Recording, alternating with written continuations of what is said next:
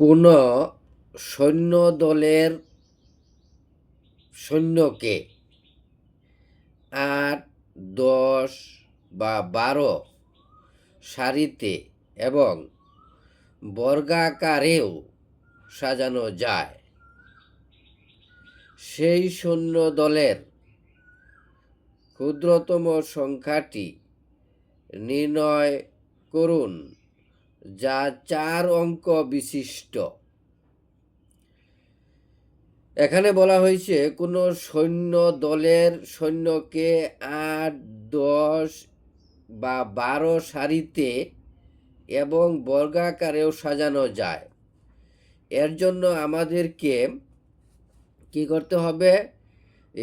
৮, ১০ ও ১২ এর লসাগু করতে হবে। ৮, ১০ ও ১২ এর লসাগু করতে হবে। প্রথমে আমরা লসাগু করি। ৮, ১০, ১২কে ২ দ্বারা ভাগ করলে হয় ৪, ৫, ৬। আবার এই ৪, ৫, ৬কে ২ দ্বারা ভাগ করলে হয় ২, ৫, ৩।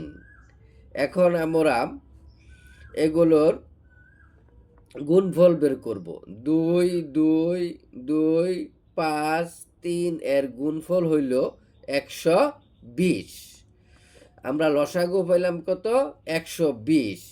অর্থাৎ ৮, ১০, ১২ এর লসাগু পাইলাম ১২০।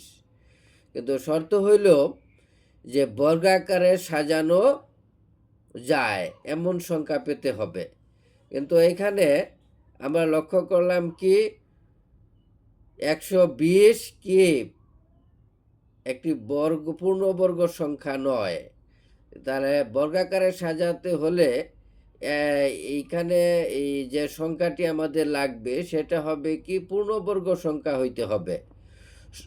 আচ্ছা, সৈন্যদেরকে বর্গাকারে সাজাতে হলে তাদের মোট সংখ্যা অবশ্যই পূর্ণবর্গ সংখ্যা হতে হবে। অর্থাৎ সৈন্যদেরকে বর্গাকারে সাজাতে হলে তাদের মোট সংখ্যা অবশ্যই পূর্ণবর্গ সংখ্যা হবে।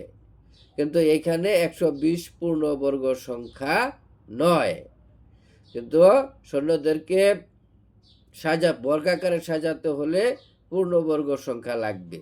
কিন্তু ১২০ পূর্ণবর্গ সংখ্যা নয়।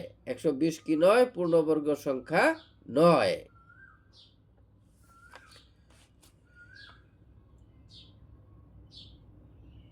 এমনকি ৪ অঙ্ক বিশিষ্ট নয়। এবং আরেকটা শর্ত আছে, সেটি ৪ অঙ্ক বিশিষ্ট হতে হবে। কিন্তু ১২০ ৩ অঙ্ক বিশিষ্ট, এটি ৪ অঙ্ক বিশিষ্ট নয়।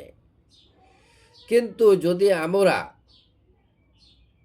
১২০কে ২, ৫, ৩ এর গুণফল দিয়ে গুণ করলে এটি একটি পূর্ণবর্গ সংখ্যা হবে যা ৪ অঙ্ক বিশিষ্ট।